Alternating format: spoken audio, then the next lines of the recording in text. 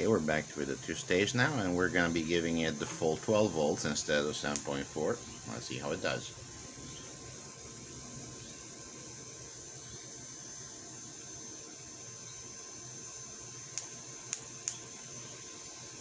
Seems to be doing quite well. Can we make it quieter? Eventually.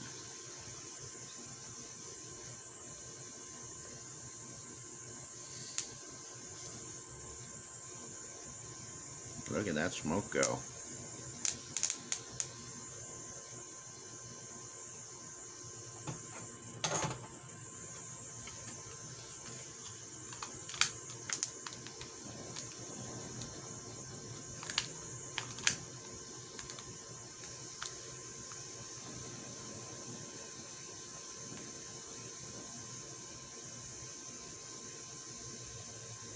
Looks like we can actually turn off. Can we turn off a flame with this?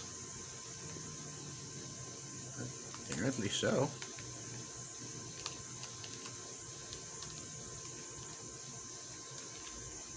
Not bad. And sometimes the solution is just more wattage. In this case, we should be about a 5 watt, which isn't great, but it's not terrible. It seems to me that the optimal setup is with 3 elements, the middle of which is passive. Also note how the resin changes the conductivity of the air.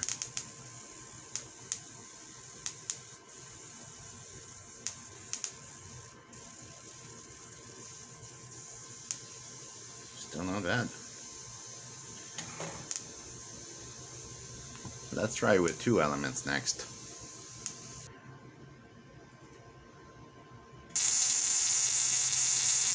Oops. That looks like it needs a bit more distance, eh?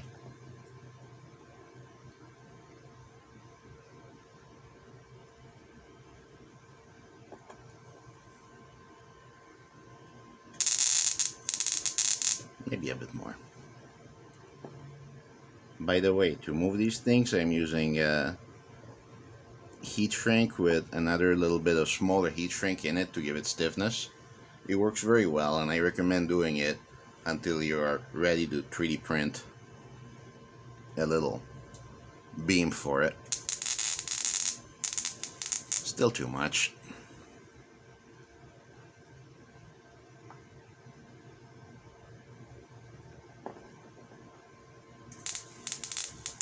Almost.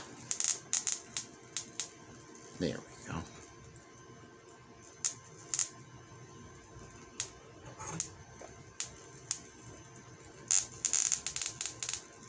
Pretty good, but you can see how having a third element has an impact. It lets the elements closer to each other.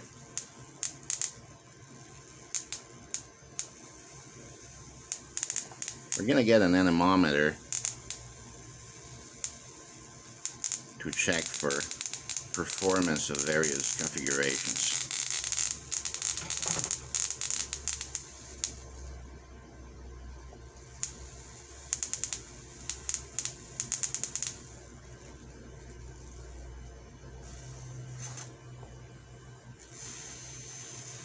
There, this should be optimal for this.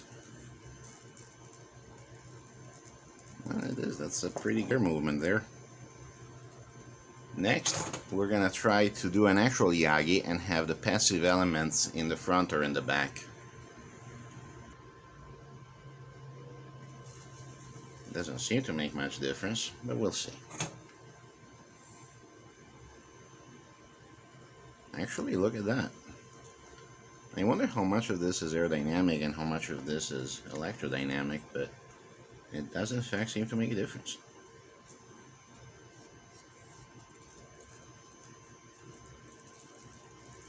Look at this. Yeah, we definitely need to buy an anemometer to test this with. So right now we have 4 elements and only the middle 2 are actually powered.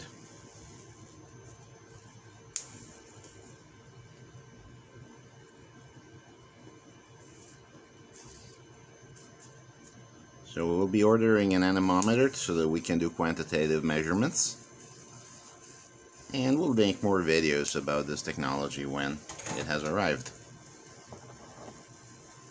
This has been a somewhat long video about ion drive experiments by robots everywhere.